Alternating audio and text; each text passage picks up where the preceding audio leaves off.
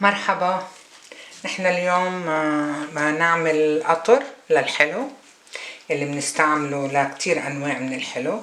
اول شي المهم كتير عندي انا مهم المعالق السكر تبع الخشب، مش معالق السكر، معالق اللي بستعملهم للقطر للحلو لطبخ الحلو، ما بستعملهم للطبخ، هودي بيكونوا بس للحلو. anyway هلا بدنا نعمل القطر. المقادير اللي بنعتازها هي سكر، مي، مزهر اخر شي، وعصير حامض. بدنا نحط كباية مقدارين، هيدا الكاب يعني 250 ملي هو 1 كاب. ما نحط نحن 2 كاب سكر. كل 2 كاب سكر بيحتاجوا 1 كاب اوف واتر، 1 كاب مي.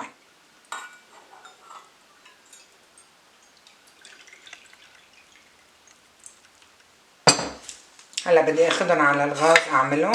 هلا بلش يغلي القطر، بدي اضيف لهم بس ملعقه مش مطفحه حامض، ملعقه يعني معقوله حامض، عصير الحامض. هلا شفتوه عم بيغلي القطر، صار تقريبا حاضر. بدي فرجيكم بس كيف بعرف انه القطر خلص، بس تصير تقطر من ملقعه الخشب ليكم. شفتوا بصير تنزل قطره قطره، معناته القطر خلص. هلا بس يبرد، هلا هو بعده رخو هون، بس وقت اللي يبرد بكون صار قطر، يعني بقطر.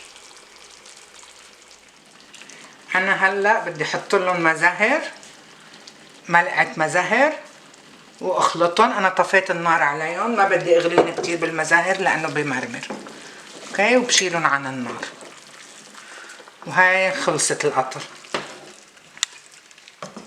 بدي فرجيكم هلا صار فاتر، يعني مش بارد كتير، بس شفتي كيف سمك، صار سميك. هلا بس يبرد على الاخر بيصير اسمك. بس انه هيدا هو القطر، نستعمله لكل انواع الحلو. اذا حبيتوا الفيديو بليز اعملوا لايك وسبسكرايب هير. ثانك يو.